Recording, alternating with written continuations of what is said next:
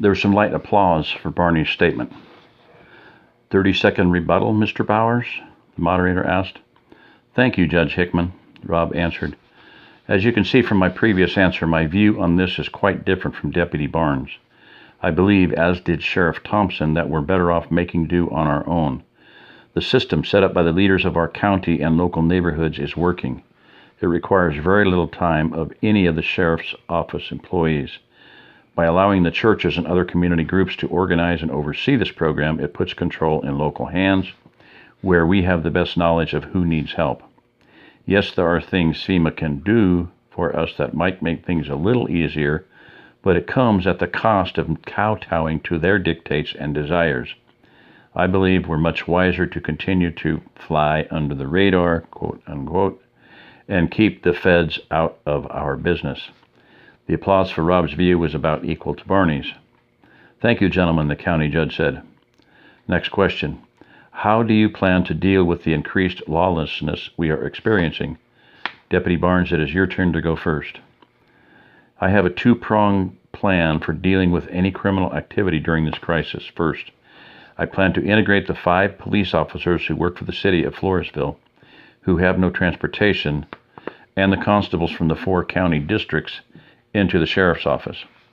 In addition to this, I plan to hire several more deputies. The local FEMA director has assured me they can get us all the fuel and running vehicles we need. Second, by asking FEMA for help, we have access to National Guard troops to help us bring in line any group that does not follow the rules. I know these actions might seem a little extreme to some, but these are extreme times, and we may all have to do some things we don't like.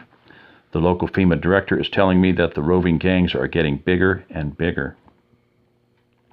Just last night, one of the small communities on the edge of the county was attacked by a group of 20 men.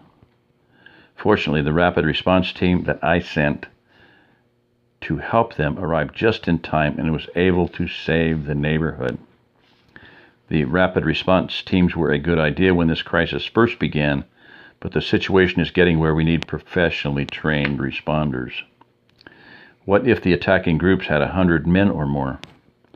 A 40-man rapid response team made up of poorly trained individuals wouldn't have a chance against an army like that. They are too small and too slow to be effective against more than a handful of bad guys. Most importantly, the thing we need to have is most importantly, the last thing we need to have is to have 40 of our own citizens killed because they were overwhelmed by a superior force or because they weren't trained or equipped to deal with the threat. We need the National Guard to deal with threats like that, and any small sacrifices and inconveniences we have to make to the National Guard and FEMA are worth our safety. Over half of the crowd was applauding. Mark was hot, not because of many of the listeners were agreeing with Barney, but because he was flat out lying through his teeth. Hopefully, Rob would set the record straight. Your turn, Mr. Bowers, the judge said. Thank you, Judge. I believe we already have a system set up to deal with this issue.